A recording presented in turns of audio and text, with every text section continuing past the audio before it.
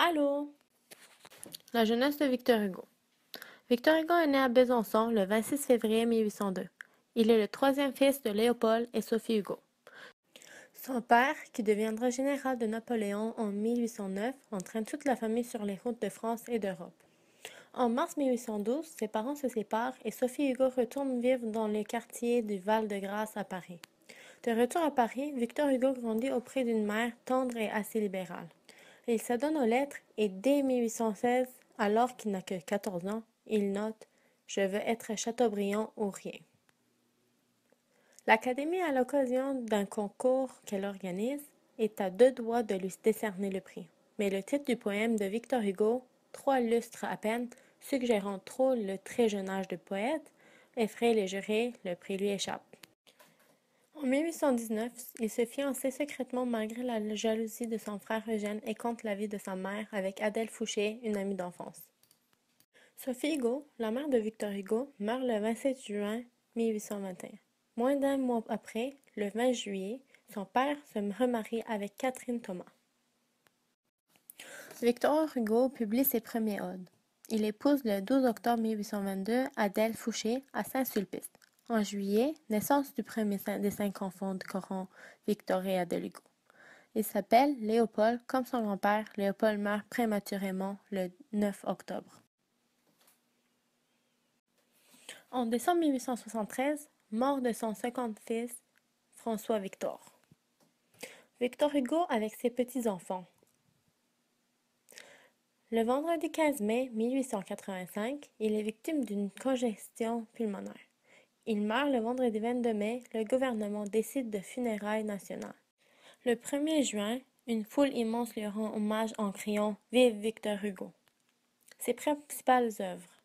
Poésie lyrique, odes et ballades, les orientales, les feuilles d'automne, les chants de crépuscule, les voix intérieures, les rayons et les ombres, les contemplations, les chansons des rues et des bois, l'année terrible, l'art d'être grand-père, les 4 vents de l'esprit, poésie satirique, les châtiments, poésie épique, la légende des siècles, théâtre, Cromwell, Hernani, Rue Blas, les bourgraves, roman, Bourg-Jagal, le dernier jour d'un condamné, Notre-Dame de Paris, Les Misérables, Les Travailleurs de la mer, 93. Le voyage est une source d'inspiration pour Victor Hugo. C'est le voyage lui-même dans sa double dimension physique et imaginaire qui fait chez Hugo l'objet d'une idéalisation romantique. Les thèmes personnels de Victor Hugo sont principalement la peine d'amour, la mort et l'amour. Hugo écrit ses poèmes plutôt dans les espaces fermés comme une pièce de travail. Il écrit surtout des drames. Ma poème.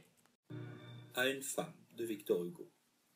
Enfant, si j'étais roi, je donnerais l'empire, et mon char, et mon sceptre, et mon peuple à genoux, et ma couronne d'or, et mes bains de porphyre, et mes flottes, à qui la mer ne peut suffire, pour un regard de vous.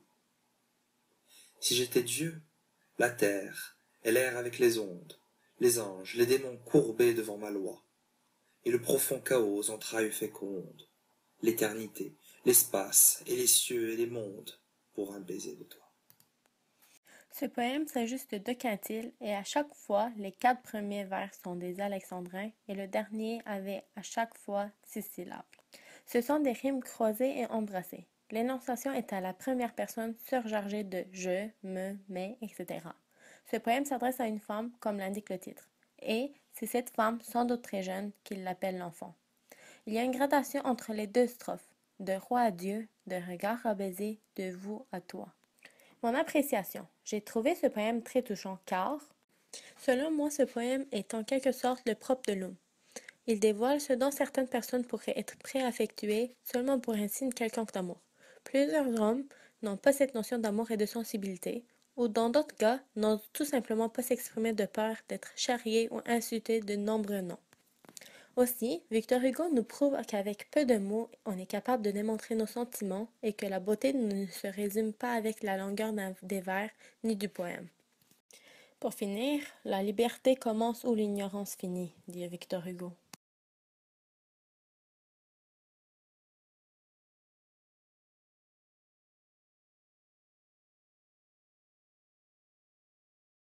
Created using Powtoon.